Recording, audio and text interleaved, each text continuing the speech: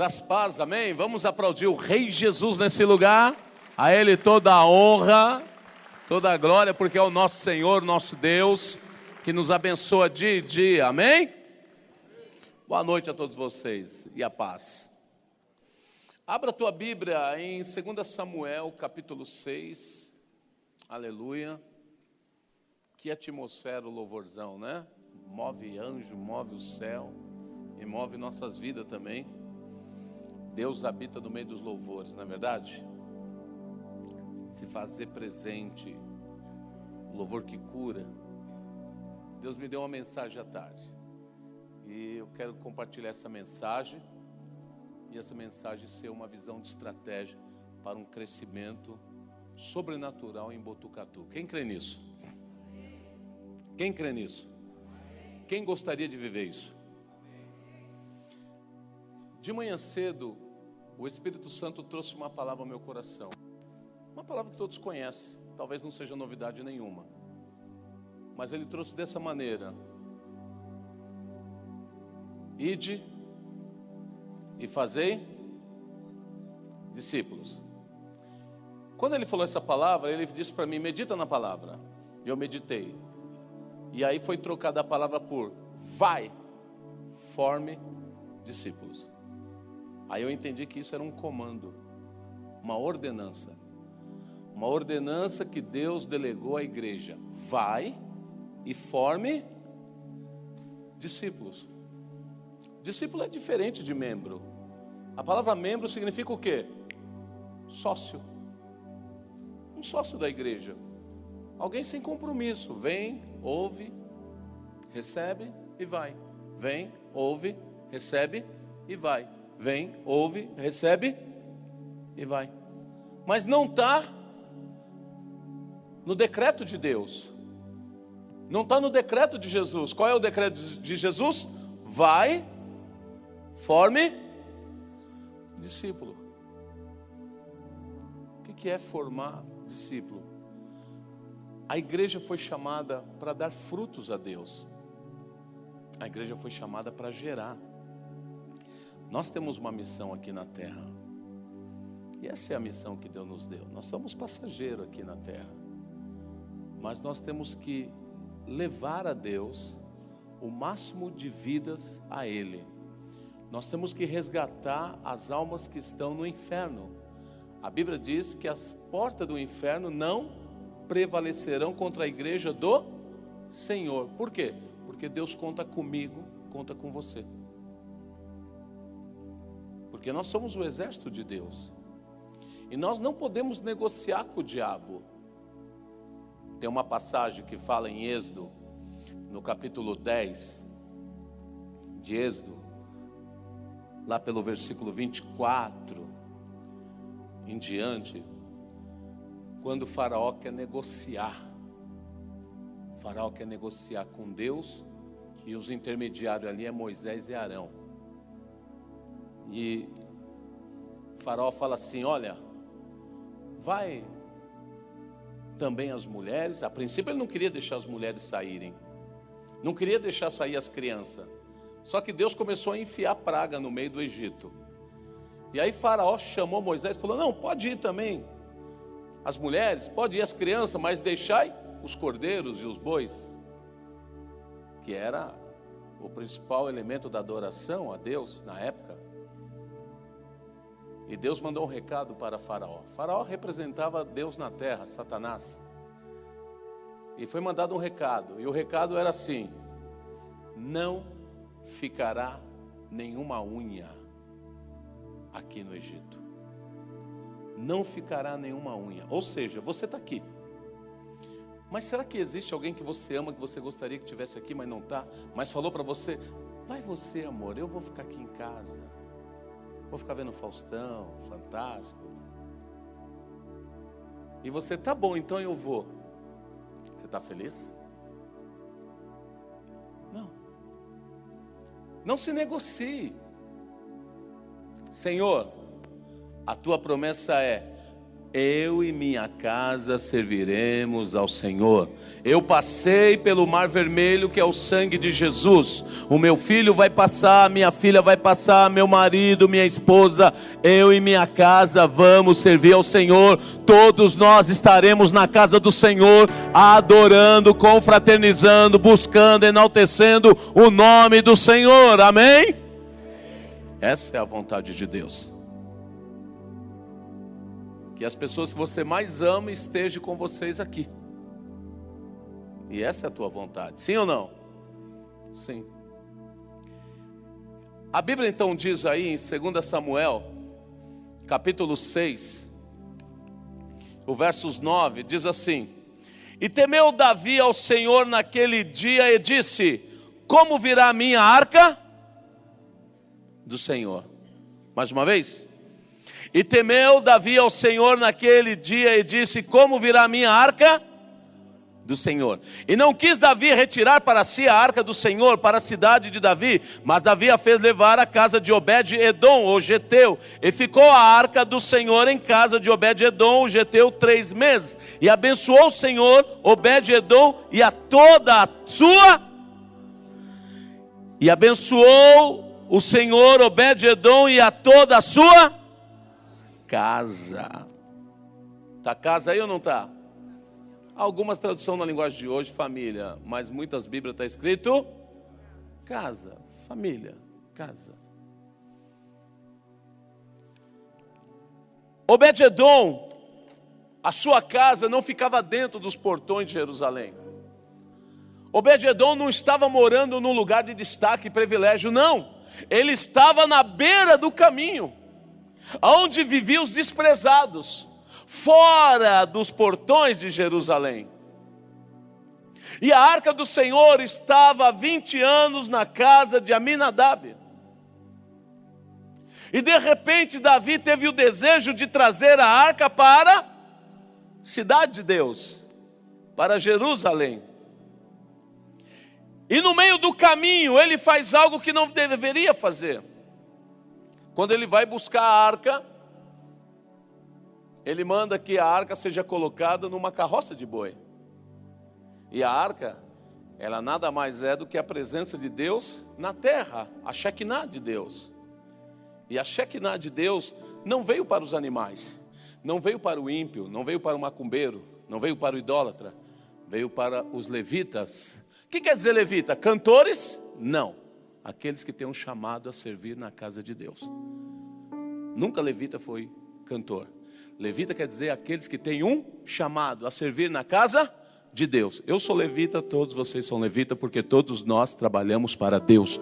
Todos nós temos um chamado, uma incumbência de dar frutos a Deus. Então a arca foi chamada para ser levada pelos levitas. Quem é levita aqui? Quem carrega o Espírito Santo dentro de você?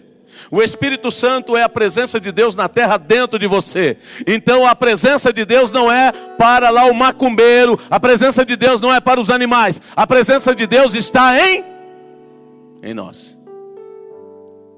Está em pessoas especiais ou está em nós? Está em nós. Aqueles que crê. Aqueles que crê. Então a Bíblia diz que porque Davi negligenciou a lei, que a lei era que eles carregassem a presença nos ombros dos levitas, os auxiliares do sacerdote, o que aconteceu? Deus mandou fogo que matou um filho do sacerdote, Pérez. Então Davi temeu. E quando Davi temeu, ele diz assim: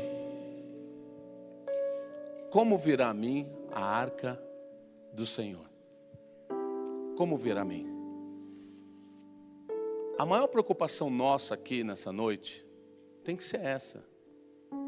A maior preocupação nossa aqui nessa noite tem que ser a mesma preocupação que Davi teve. Como vinha a mim? Como eu devo agradar ao Senhor? Como eu devo agradar a Deus? Como eu devo ser cheio de Deus? Como eu devo me conectar com Deus? Eu não posso fazer do meu culto um culto, Mas eu tenho que fazer do meu culto o meu melhor culto, como se fosse o meu último culto, ainda que não seja o último culto, porque eu não sei quando será meu último culto, mas eu tenho que estar na melhor conexão com meu Deus. Você está entendendo isso? Então talvez você está aqui pensando no teu problema de amanhã. Talvez você está aqui pensando que você precisa matar um gigante. Mas não é isso que Deus quer sondar dentro do teu coração. E a Bíblia diz que Deus te sonda e te conhece. Ele quer saber se você está pronto para ter um relacionamento com Ele. Se você está pronto para receber a presença dEle de maneira sobrenatural. É isso que Ele quer. Então Davi, ele diz: como virá a minha presença de Deus? Porque eu tentei trazer ela e trouxe de maneira errada. E a maneira errada houve consequência. Por quê? Porque a maneira certa é a maneira que Deus abençoa. É quando você tem sede e fome de Deus. Quando você está desesperado por Deus.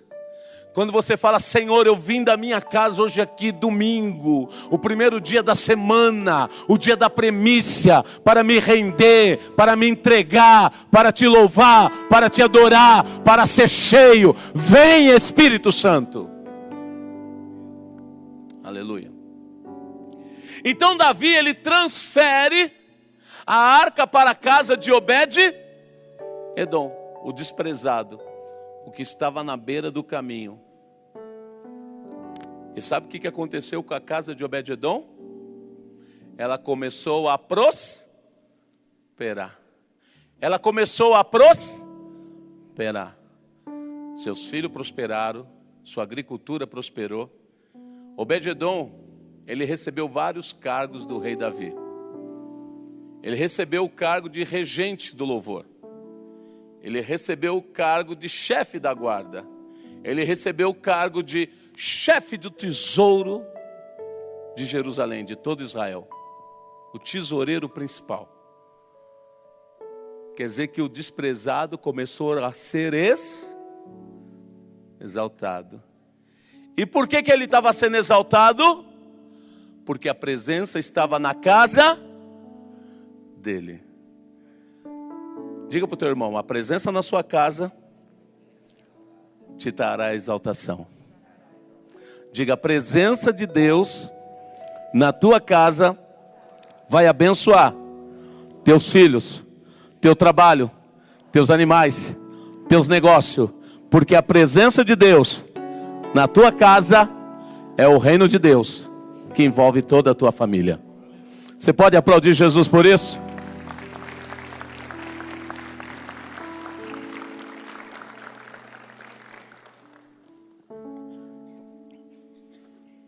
A desgraça para um foi a bênção para outro.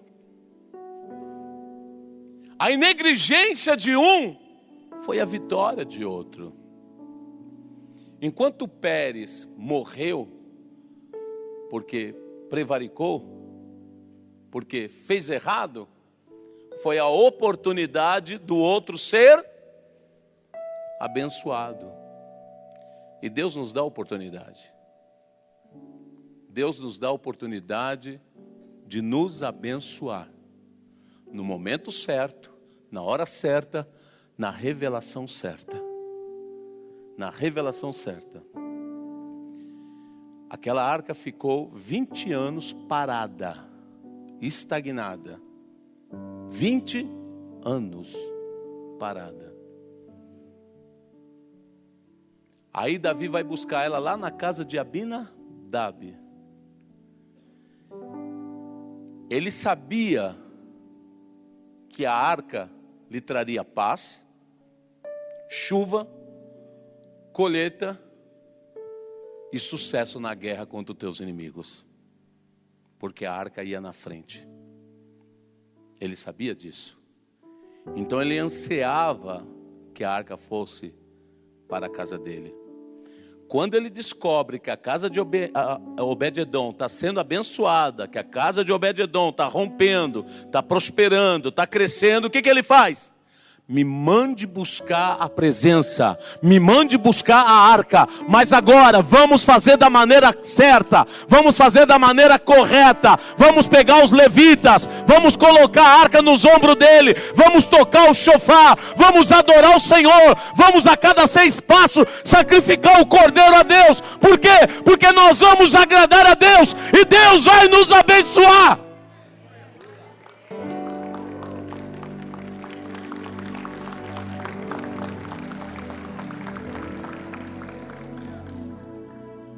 Nós precisamos muitas vezes mudar para vencer. O próprio Jesus falou para Pedro: Pedro, joga a rede do outro lado. Senhor, a noite inteira estamos pescando e não pegamos nada. Eu sou profissional.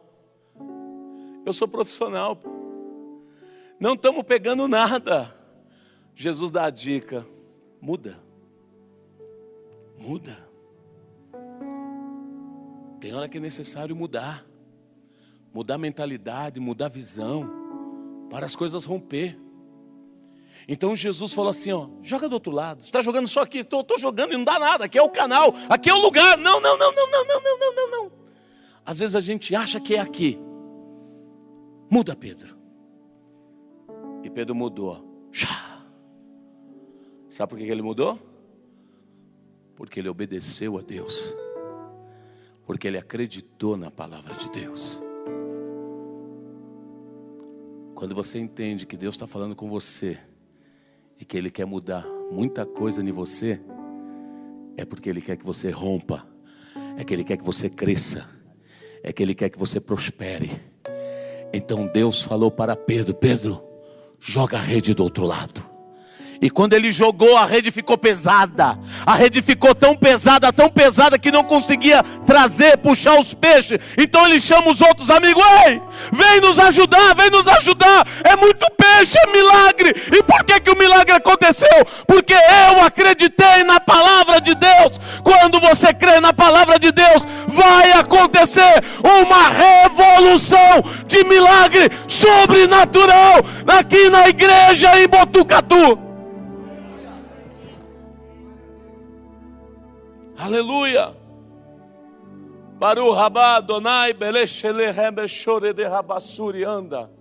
Na rabassou de calabassuri anda. Aleluia. Oh Espírito Santo, a noite inteira bate rede para cá, nada, bate rede para lá, nada, bate rede para cá, nada, bate rede para lá, nada. Um peixinho aqui, um peixinho ali. Mas e quando Deus quer mudar? E quando Deus quer fazer? E quando chega o tempo? Aí sabe o que vai acontecer? Nós vamos ter que chamar outros para nos ajudar. E outros irão nos ajudar. Outros virão nos ajudar a buscar esses peixes. A buscar esses peixes. A visão de Deus é trazer renovação. Renovar. Deus, Ele trabalha com 2 níveis de renovação. Deus, Ele trabalha com ondas de avivamento e ondas de multiplicação. São 2 ondas que Deus trabalha.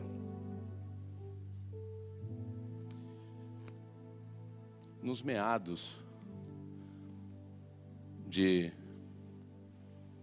100 anos atrás, 1910, 1908, 1906, que começa o avivamento na Azusa.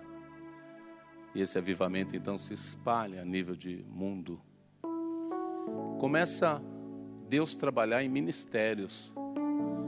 Vem a Igreja Batista no Brasil e aquela onda. Cresce, implanta igreja em toda a cidade. Toda cidade tem Igreja Batista. Tem ou não tem? Foi uma onda. Depois ela para na praia, estagna. Vem a presbiteriana, uau, uma onda. E depois ela para, estagna. Tem presbiteriana em todas as cidades do Brasil. Vem a Assembleia de Deus, uma grande onda, bah! E ela para onde? Na praia, estagna. Vem a Quadrangular, uma grande onda, abrindo igrejas em todos os lugares, através de tenda, de circo, de sinais, e ela estagna. Quem levanta essas ondas? Deus. Quem estagna essas ondas para que outras ondas venham? Deus. É o próprio Deus que manda as ondas de avivamentos e as ondas de multiplicação. É o próprio Deus que manda as ondas. Vem a onda da visão G12. Vem a onda do M12. Vem a onda do MDA. Vem a onda de Botucatu da Igreja da Salvação. Você pode aplaudir Jesus? Você está entendendo isso?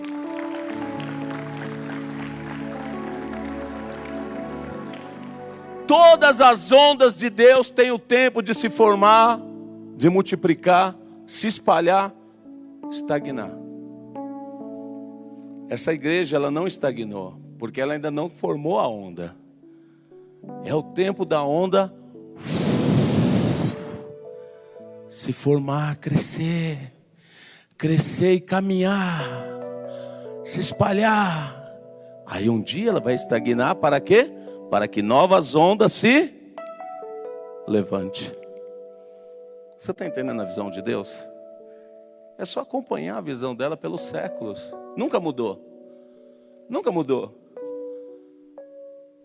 Teve um pastor na televisão que falou assim: a minha igreja é a última porta. Quando ele falou é a última porta, Deus levantou uma outra em cima.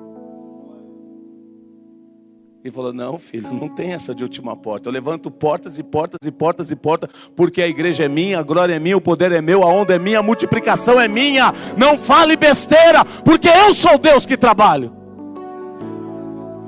Toma cuidado com o que fala. Por melhor que seja o camarada, Deus sempre levantará outros e outros e outros, e ondas de avivamento, de multiplicação. Está entendendo isso? Sempre levantará. Uma das maiores visões que a igreja primitiva cresceu, a igreja primitiva cresceu muito, e que hoje, há 20 anos para cá, a igreja apostólica tem resgatado, é a águia de duas asas. Quem é a águia de duas asas? Alguém sabe?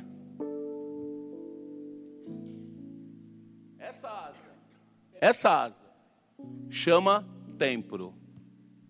Essa asa chama casa. Essa asa tinha sido quebrada. E aí a águia só voava com uma asa. E há 20 anos, Deus vem resgatando e sarando a outra asa, para que a igreja possa fazer voos mais altos, mais rasante, mais forte. Quem está entendendo isso? Então nós vemos que a visão de Obed-Edom foi uma visão de prosperidade, porque ele abriu a porta da sua casa para receber a presença de Deus. E quando a presença de Deus entrou na casa de Obed-Edom, Obed-Edom começou a prosperar. Quando a presença de Deus entrar na tua casa, num ato profético de arca, a tua casa vai? Tua casa vai? Abra a tua Bíblia e joga no telão quem puder. Atos 5:42. Quem achou, diga amém. Atos 5:42 diz assim: e todos os dias no templo e não cessavam de ensinar e de anunciar todos os dias eles falavam do amor de Deus nos templos e nas casas. Não é novidade nenhuma, não é visão nova nenhuma, não é estratégia nova nenhuma. É uma coisa da igreja apostólica. Pregar o evangelho aqui, anunciar e adorar ele aqui, mas levar ele para a tua casa também. Levar ele para a tua casa, onde a tua família que não vem no templo possa alcançar lá. Alcançar o teu vizinho da direita, da esquerda, da frente. Porque é bíblico, porque é a palavra. Olha ali, todos os dias no templo. E de casa em casa não deixavam de ensinar e proclamar: Jesus é o Cristo. Atos 12, 12.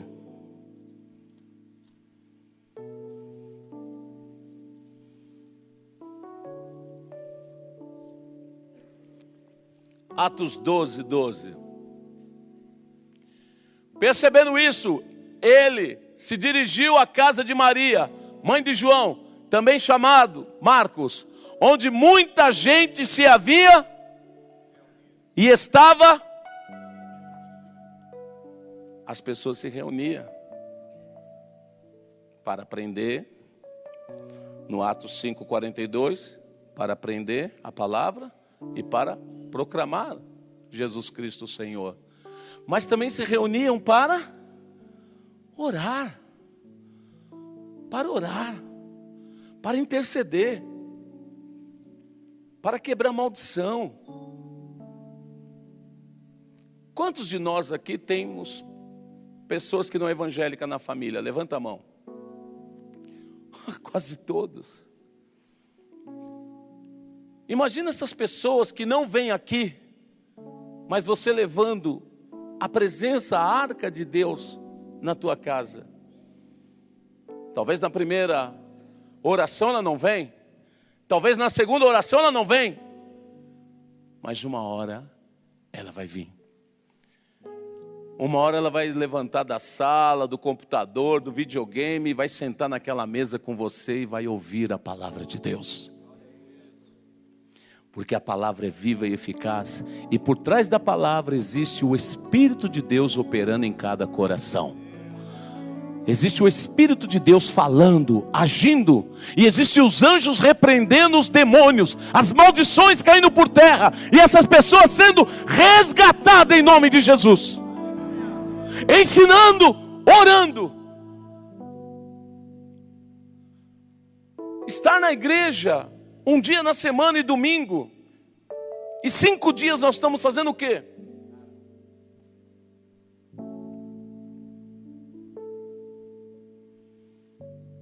E aí?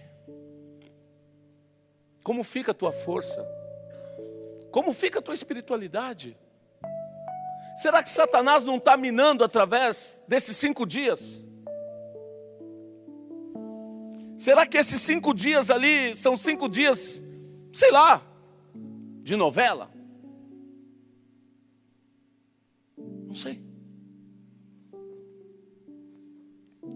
Mas a Bíblia nos ensina que mais vale um dia na presença de Deus do que 1000 fora dele. Um dia com Deus é muito sagrado, é muito valioso. É o céu em nossa casa, é mudança, é transformação, é prosperidade, é paz, é bênção de Deus para você e para todos aqueles que estão debaixo daquela unção, debaixo daquela cobertura, debaixo daquela provisão momentânea ali. Aquele momento ali é para Deus mover, mudar, restaurar tudo aquilo que for preciso dentro da tua casa e daqueles que estão participando.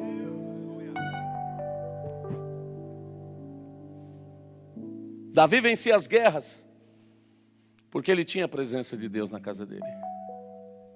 Davi tinha sucesso porque estava ali a presença de Deus. Nós viemos no templo, é bíblico, mas também é bíblico que nós levamos a presença para dentro dos nossos lares, em oração, em ensinamento, em adoração. em adoração. E muitas vezes você sozinho não tem força, mas unidos com muitos mais, a coisa fica mais gostosa, a coisa passa a ter mais força, passa a ser uma fogueira maior, passa a ser uma unção maior. E pessoas que estão em volta de você vão ter desejo de querer ir lá na tua casa, ver o que está acontecendo. E sabe o que está acontecendo? É que no meio de tantas casas que não tem compromisso com Deus, ali tem uma que tem a luz de Deus, ali tem uma que tem a presença, o brilho de Deus, ali tem uma diferente, ali tem uma que está brilhando, ali tem uma que está tendo paz, ali tem uma que está prosperando. Por quê? Porque o Espírito de Deus está sendo adorado e glorificado naquele lugar.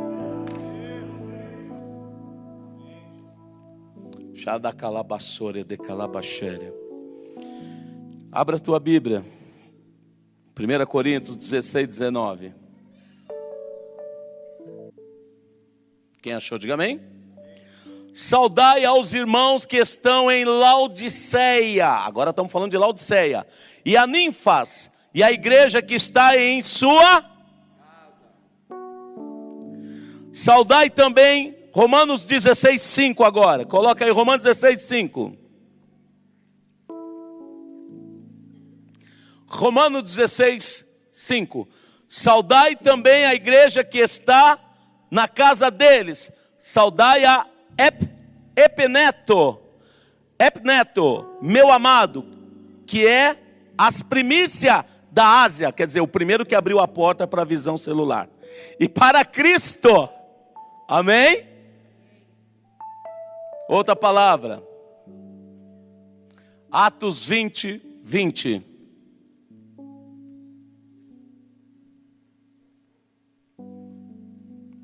Quem achou? Atos 20, 20. Como não me esquivei de vós, anunciar coisa alguma, que útil seja, ensinando-vos publicamente e de casa em... Para encerrar agora, Apocalipse 3, 20.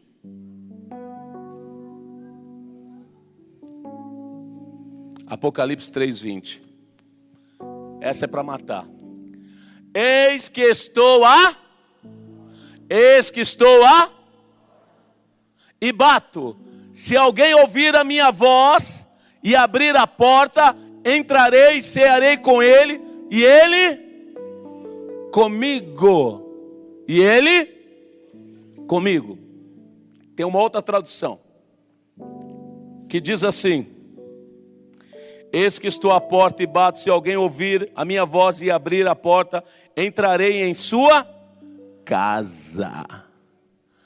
Entrarei em sua casa. A NVI omitiu essa palavra tão importante. Casa. Entrarei em sua casa e com ele cearei, e ele comigo. Eis que estou à porta da tua casa e bato. Toque, toque, toque. Se alguém abrir a porta da sua casa, eu entrarei, diz o Senhor. Se alguém abrir a porta da sua casa, eu entrarei, cearei com ele, comerei com ele, e ele comigo. A Bíblia diz que havia um homem que todo mundo rejeitava, porque ele tinha dinheiro. O nome dele era Zaqueu. E ele era baixo de estatura. E ele desejava conhecer Jesus, ver Jesus. A Bíblia diz que ele subiu numa árvore, uma figueira brava, uma árvore que as folhas coçam. Ele não olhou para esse obstáculo. A multidão impedia ele de ver, porque ele era baixo. E a multidão não gostava dele, porque ele era um cobrador de impostos, mas ele era o chefe dos cobradores. Uma espécie de prefeito, sabe? E existe prefeito que é até querido, quando ele governa bem a sua cidade. Mas esse cara ninguém gostava. E o que ele ficou surpreso é que Jesus foi em direção àquela árvore onde ele estava, e Jesus olhou para o alto e falou: Zaqueu, desce depressa, porque hoje me convém jantar, em outras traduções, pousar em tua casa. Ele ficou impactado. Ele desceu, recebeu Jesus, ele levou Jesus para dentro da casa dele. E Jesus colocou um ensinamento, começou a pregar para ele. Dentro da casa, Jesus foi ensinando e foi transformando o caráter de Zaqueu. Zaqueu começou a ser impactado mesmo. Zaqueu foi tão impactado que Zaqueu, quando sai da casa com ele, Zaqueu falou assim: Senhor, se eu defraudei alguém, o que eu vou fazer? O que ele disse? Restituirei 4 vezes mais. Se eu tirei alguma coisa de alguém, se eu danifiquei alguém, por quê? Caráter forjado através da palavra de Deus. Aqui na igreja não dá para alguém confrontar você, é humilhante, é constrangedor. Mas imagina você aprendendo a palavra de Deus ali com alguém dentro da tua casa. Jesus deve ter falado: Zaqueu, o reino de Deus é maravilhoso, cara. O reino de Deus é melhor do que essa grana que você tem. O reino de Deus é melhor do que esses impostos absurdos que você cobra desse povo pobre, que é o meu povo, Zaqueu. Zaqueu, você está perdendo melhor a casa do meu pai. Algo aconteceu fantástico com esse baixinho, que ele falou assim: Senhor, eu quero restituir esses camaradas, Senhor. Não importa se eu perco tudo, eu quero o reino de Deus. Transformação de caráter, forjar a vida, transformar, ser crente de verdade, impactado pela palavra de Deus. Aplaude ao Senhor se você está entendendo isso. Oh, xeredelarabassúria. Você acha que Zaqueu não ia nos templos? Lógico que ele ia. Todos iam nos templos. Todos eram obrigados a sacrificar os seus cordeiros, seus boi. Mas foi na casa dele que aconteceu a transformação. E Jesus é quem trouxe o ensinamento dos lares. Quem está entendendo isso? Quem gostaria de levar Jesus para a tua casa? Amém. Quem gostaria da arca estar na tua casa? Amém. Toda a igreja. Que bênção. Louva a Deus pela vida de vocês, que para o avivamento chegar nesse lugar, para as coisas mudarem, tem que começar com você desejar Jesus na tua casa. E você partilhar a Jesus, porque Jesus é o pão da vida e todo pão se partilha, sim ou não? Não como o pão da vida sozinho, não. Você vai compartilhar com outros. Você vai compartilhar com a tua família, com os teus vizinhos. E isso vai trazer o quê? Vida, e vida com abundância. E se você crê nisso, agora aplaude ao Senhor Jesus.